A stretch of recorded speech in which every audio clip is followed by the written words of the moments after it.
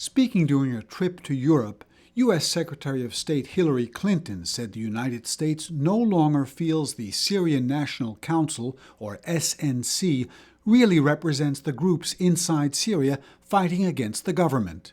We've made it clear that the SNC can no longer be viewed as the visible leader of the opposition. They can be part of a larger opposition, but that opposition must include people from inside Syria and others who have a legitimate voice that needs to be heard. Analyst Aram Nerguizian says the exiles who make up the Syrian National Council have little contact with the opposition groups and militias that have sprung up across Syria since the start of the rebellion.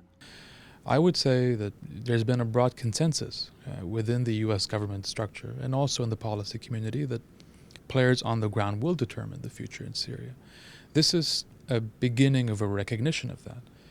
What the U.S. would like to see, and it still goes back to this idea of a soft landing in Syria, is to see a much broader spectrum that includes the Sunnis, which you already have, but also reaching out to the Kurdish community, the Alawites, and the Christians. Mrs. Clinton said a new opposition umbrella is also needed to keep out the extremist Islamist groups that she said are trying to hijack the Syrian revolution.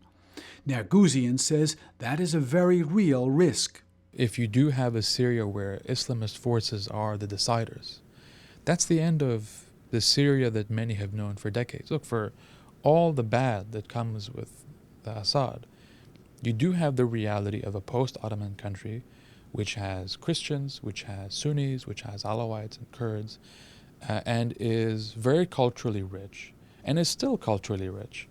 If you have Islamists determining the future of Syria, that heritage, all those things that make Syria special, will be lost. Mazen Ayoubi, a leader of the main Syrian exile group in the United States, says that if Washington wants to ensure a better outcome in Syria, it should provide more help to the opposition. I look for the U.S. leadership in terms of having all the friends of Syria really under one leadership that come unconditionally and support the people of Syria, whether it being it's political, military, and on all full scale. This is a nation of 25 million people in Syria that they are going through the suffering. You cannot pick and choose in terms of support.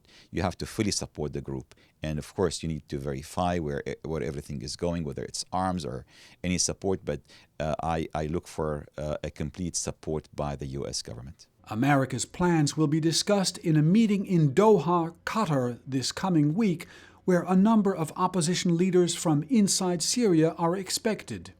The United States would like to forge a new opposition umbrella group that better represents the groups fighting on the ground. At the same time, Washington would like to keep out the more extremist Islamist groups. But observers say that despite Washington's efforts, Syria's bloody, messy civil war could drag on for a long time. Burton Bolak, KSA2, Washington.